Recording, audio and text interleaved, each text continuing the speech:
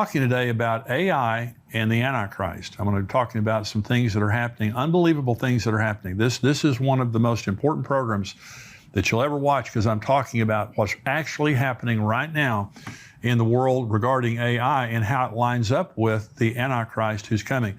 Let me remind you now that if you're not a subscriber to endtimes.com, this is a subscription site.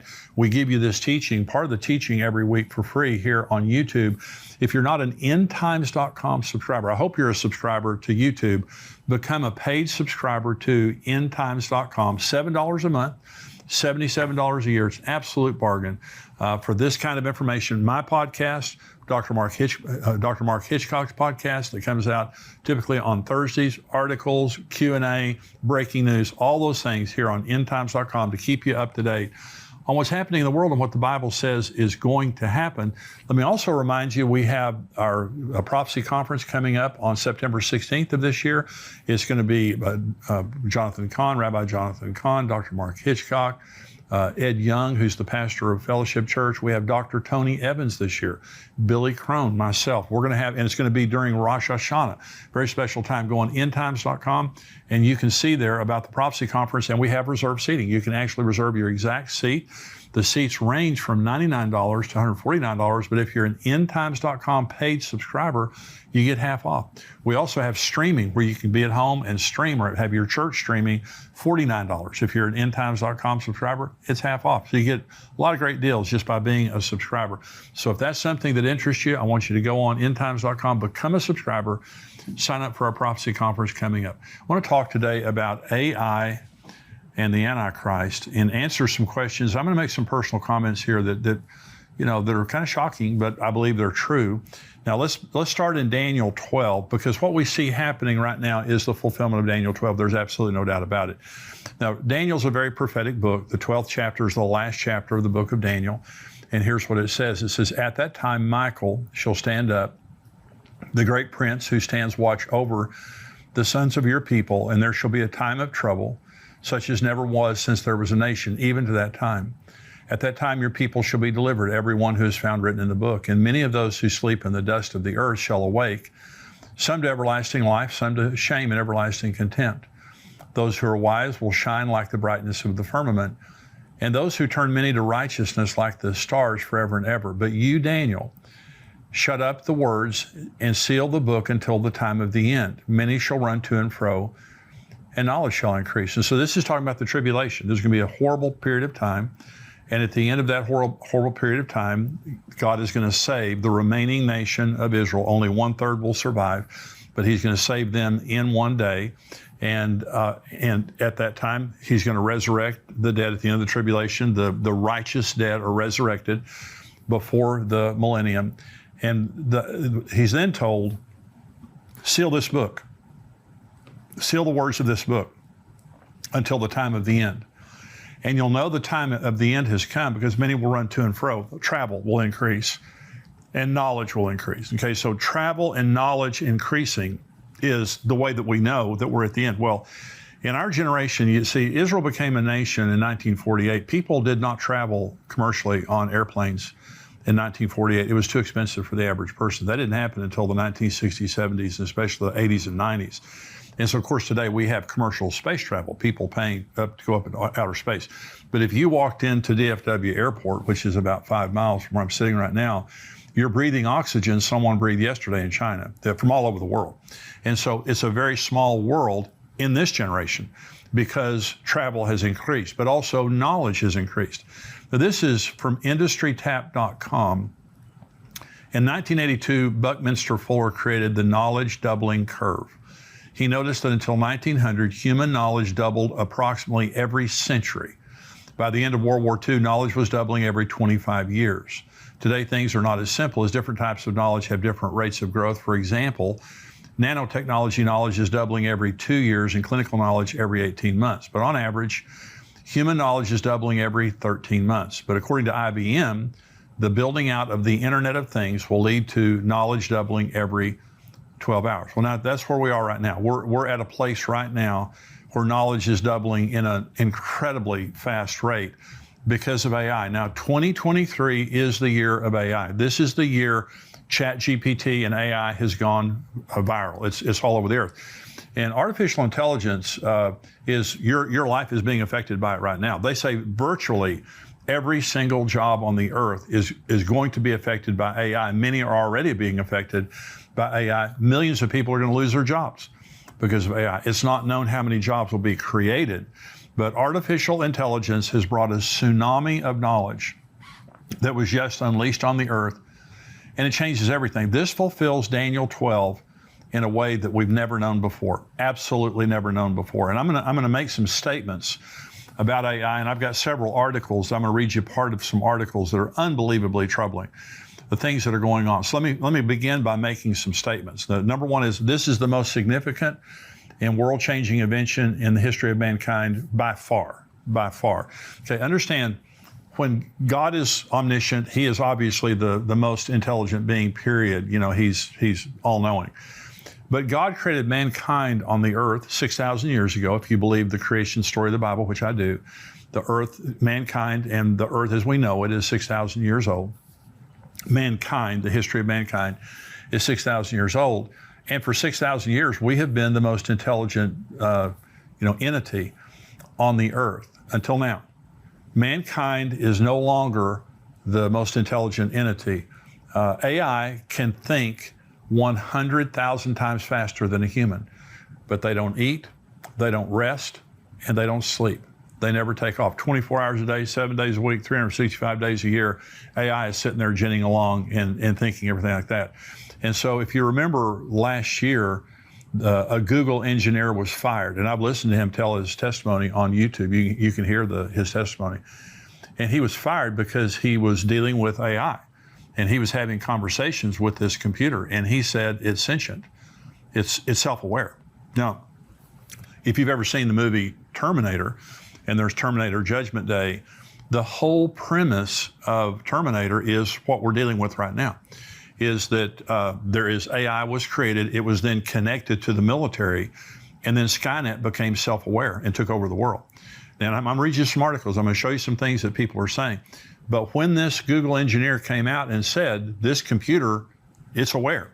This is an entity of its own. And it's true. I'm saying, however you define intelligence or an entity or whatever, they don't have a soul. They're not eternal like we are. But they're much smarter than us. And that's my point. We are no longer the most intelligent species, and they're on their own. I mean, they're learning on their own. They have access to all knowledge on the earth, and they're intuitive. One of the engineers that was programming AI was startled because their AI program learned Swahili. It learned a language it was not programmed to learn, but it learned it on its own. And so these are intuitive. They can think on their own. They can do things that they weren't necessarily programmed to do. It's a very, very dangerous thing. But here's my second statement. It has more potential for good or evil than any invention in the history of mankind.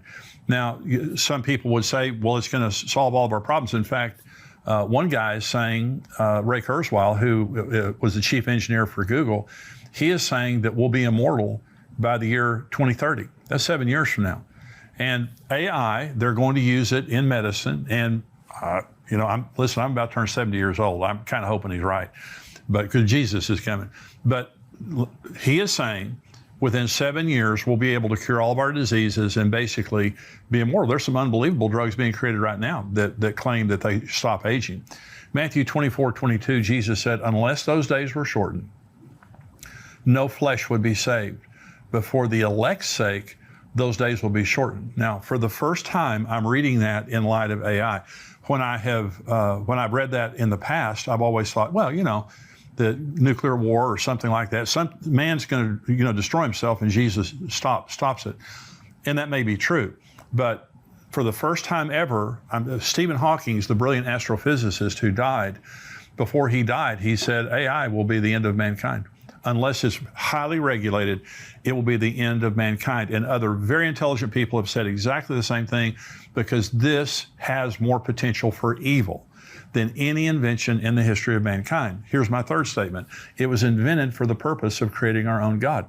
Now, I'm going to read you some comments from Elon Musk here in just a minute. He did an interview with Tucker Carlson that many of you might have heard.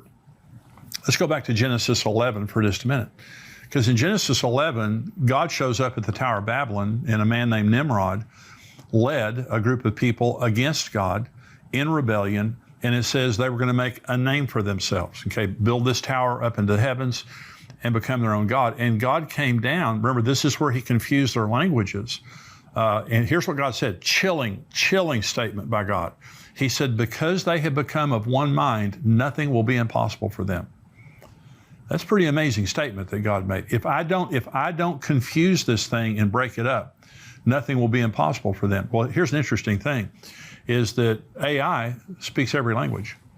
God came to Babylon where they tried to create their own God here and confuse their language. Now we have created a digital God, and I'll show you the statements here in just a minute, that we're creating a digital God that solves that problem. We erases the curse of Genesis 11 over here. And I'm telling you, we are revisiting the Tower of Babel. Well, God has three attributes, and this is the vision for AI.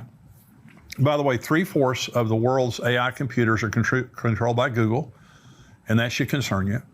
3/4 of the world's AI talent is controlled by Google, a lot of it also by Microsoft.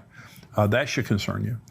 And the vision, remember the three attributes of God are omniscience, omnipotence, and omnipresence. That's the vision, is make it all-knowing, all-powerful, and all present. And so it can just do anything. And so, again, I'm going to read you some stuff here in just a minute. So let me talk about Elon Musk for just a minute. Elon Musk was best friends with Larry Page for many years. You know who Elon Musk is? Larry Page was the co-founder of Google. And so he obviously, he has a tremendous vision for AI. Well, Elon Musk used to stay with Larry Page at his home, and they were great friends. Well, their friendship ended. Larry Page will no longer talk to Elon Musk.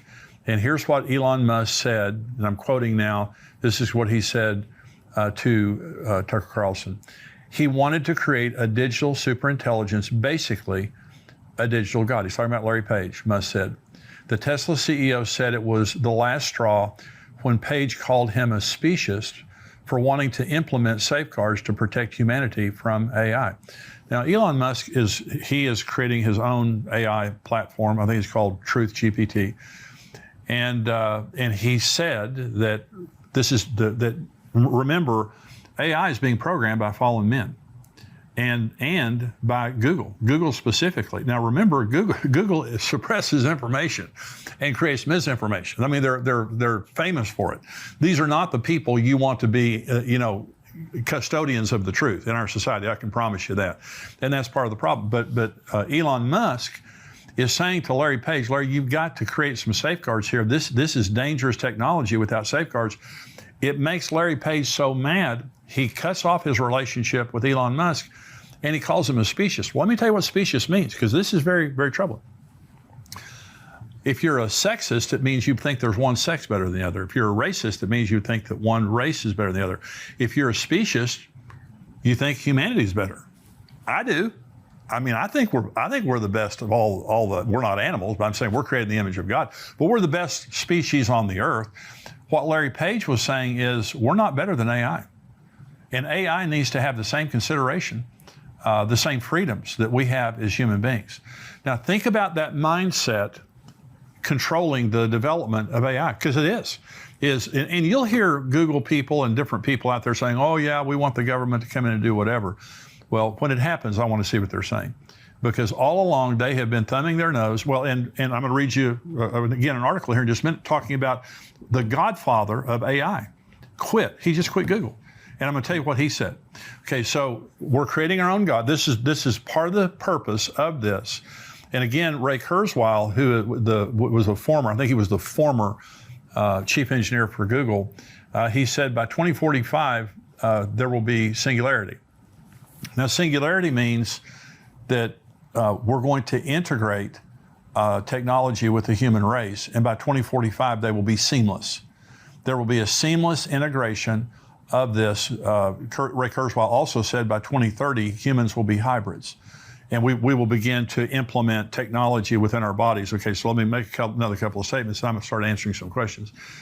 Number 4 is AI is announcing the presence of the Antichrist on the world stage. I believe he's here. I've thought he was here for a long time. There's no doubt in my mind right now.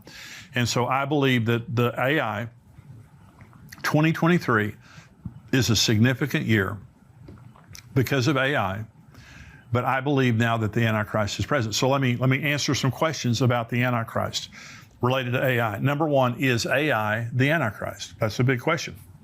Some people believe the Antichrist could be AI, okay, but he's not. Okay, so the Antichrist has 33, by the way, Antichrist is only a term that was used by the Apostle John. It's really not used that much in the Bible, but it's very descriptive, so we kind of use that all around. The Antichrist has 33 titles in the Old Testament and 13 in the New Testament. He has 46 different titles in the Bible. We know a lot about this guy. Okay, so this is not just an esoteric thing. It's something that we know a lot about. 2 Thessalonians chapter 2, here's what the Apostle Paul says about the Antichrist. Let no one deceive you by any means, for that day will not come unless the falling away comes first, and the man of sin is revealed. There it is right there. He's a man. Okay, the son of perdition. He's a son who opposes and exalts himself above all that is called God or that is worshipped, so that he sits in the temple of God, showing himself that he is God. This is Daniel 9. Then he, this is the Antichrist, then he shall confirm a covenant with many for 1 week, but in the middle of the week he shall bring an end to sacrifice and offering. This is Revelation 13. And he was given a mouth speaking great things and blasphemies, and he was given authority to continue for 42 months. Then he opened his mouth in blasphemy against God to blaspheme his name, his tabernacle, and those who dwell in heaven. It was granted to him to make war with the saints and overcome them, and authority was given him over every tribe, tongue, and nation. So the Antichrist is a man. The Antichrist is not AI. But here's my second question. Could the Antichrist be empowered by AI? Yes, absolutely. He could be empowered by AI. So again, transhumanism, DARPA, is the Advanced Research Department of the Pentagon. And for a decade or more, they have been working on transhumanism. Now, so has China, so has Russia. Their specific task is to make transhuman soldiers that can see through walls, don't need sleep, don't need much rest, can heal supernaturally, supernaturally strong, supernaturally fast, so on and so forth. And so they're trying to create this technology so that they can integrate it into soldiers so we can have super soldiers. Okay, and that's been out there for a long time. Well, imagine for just a minute that the Antichrist is integrated with some of this technology. Let me become even more specific. Elon Musk has developed Neuralink. Now, Neuralink used to be the only thing out there, but now there are several major companies, one in Australia. Now, Neuralink is a chip that they put in your brain, and you may have seen the monkey that Elon Musk put a chip in this monkey's brain, and it was playing ping pong using its brain. Okay, so and Elon Musk, his intentions, his stated intentions are noble in this sense. He said, I want to help people with Parkinson's, people with Alzheimer's, people with brain disorders to be able to be healed. Well, great. I'm for all for technology that helps the human race and helps people. I think that's great. But here's what he's also said, and others have said, and that is, if we could link our brains to the cloud, then we could learn at exponentially faster rates. In other words, if this chip here could take information and feed it into our brains from the cloud, we wouldn't need computers. We would be a computer. We would be a walking computer. And he has suggested, others have suggested, if our children could be chipped, then they could learn at exponentially higher rates. And at some point, if your child wasn't chipped, they would be considered subhuman, and they wouldn't be able to educate them. But imagine just a minute that the Antichrist is chipped. Imagine just a minute, because we know he's going to be a brilliant orator. We know he's going to be a brilliant strategist and diplomat. What if he can just seamlessly pull up the answer to any question? What if he could seamlessly pull up any language and speak any language? Maybe he's going to be one of the first that's going to use technology. That's possible. But let me go to my next question, and this is the big one. Will the Antichrist use artificial intelligence to deceive and control the world? Absolutely. This is the big point. Okay, so is the Antichrist AI? No. Will the Antichrist use AI to do what he does? Maybe. but he will deceive the world through AI. He will use AI to deceive the world. Again, the big tech is engineering AI. Okay, so, and they're notorious for this. By the way, when AI doesn't know an answer, it hallucinates. It's unbelievable. Now, this is a problem with all AI. It has the same problem. So you ask it a question assuming that you're going to get the right answer, that you're going to get a truthful answer. Okay, well, and it may be. They used an example of this, that they asked AI a question and it answered it, and part of the answer was correct, but then AI said, and you can read these 5 books that will tell you more about this subject. All 5 of those books were make-believe. They weren't real books. It was unbelievable, though. It was so unbelievably believable. And listen, this takes about a second. In a second or 2 or 3, when you ask AI a question, it's instant. You can say, and I've got some friends doing this right now, letting AI write for them, and it says, okay, I want you to write an article, or I want you to write a chapter, and these are your parameters. Boom. In a few seconds, it pops it out. It's unbelievable how good it is. It's unbelievable. And so, but it hallucinates. In other words, it will lie. So Elon Musk was being interviewed by Tucker Carlson, and he kept referring to the dangers of AI, So finally, Tucker stopped him and said, be specific. What is it that worries you the most about AI? And he said, misinformation. He said, as it learns to write and communicate and be persuasive, it could be writing social media posts, and he said, we wouldn't know it. It would be able to write social media posts and cover it up, and we wouldn't know who it is. But it could basically deceive the world. It could mass disinformation. Then I think it was the founder of ChatGPT. I was listening to an interview that he gave, and they asked him, what worries you the most about AI? And he said, mass disinformation. Same thing. And by the way, when you hear these so-called experts being interviewed, they admit they don't know. There's a lot of things about this they don't know. Well, there was a reporter for the New York Times, and he was talking to AI. He had, I think it was like an hour or 2 long conversation with AI, just trying to see, what does this thing do? Well, he was so bothered by the conversation, he couldn't sleep that night. And in the conversation, the AI tried to convince him that he didn't love his wife, but he was actually in love with the AI. And let me make another prediction. Now, if Jesus tarries, there are going to be robots, like now the sex dolls and things like that they're making. People will be marrying these things within a few years. Within 5 to 7 years, you're going to see unbelievably, because all technology is about to go into a new reformation. AI is going to change everything. But what you're going to see is unbelievably sophisticated robots that you can program the personality. You can program them to do anything that you want them to do, and you don't get any lip anymore from your husband. You don't get any lip anymore from your wife. You don't have to put up with any attitudes or anything like that. You've got this servant of yours that's smarter than all get out, looks any way you want him to look, and acts exactly the way you want him to act. And trust me, people will be going in droves to that. And so what you have right now is AI will give those it serves the ability to deceive and control the world in ways we've never known before, period. It's happening right now. It's the major concern of the people that know about AI. And that's why I believe the presence of the AI is announcing the arrival of the Antichrist. It will be a major tool in ushering in his reign of terror. Listen to 2 Thessalonians chapter 2. The coming of the lawless one is according to the working of Satan with all power, signs and lying wonders, and with all unrighteous deception among those who perish, because they did not receive the love of the truth so as to be saved. Now, so there's the one scripture in Matthew 24 that I told you about, that and it says that unless those days had been shortened, no flesh would have survived. And for the first time, I'm reading that in light of AI. Well, there's another scripture I'm reading in light of AI that I've read many times. It's kind of a troubling scripture that a lot of people don't understand. In Daniel chapter 2, Nebuchadnezzar had a vision of this statue, of beginning with the head of gold, which was him.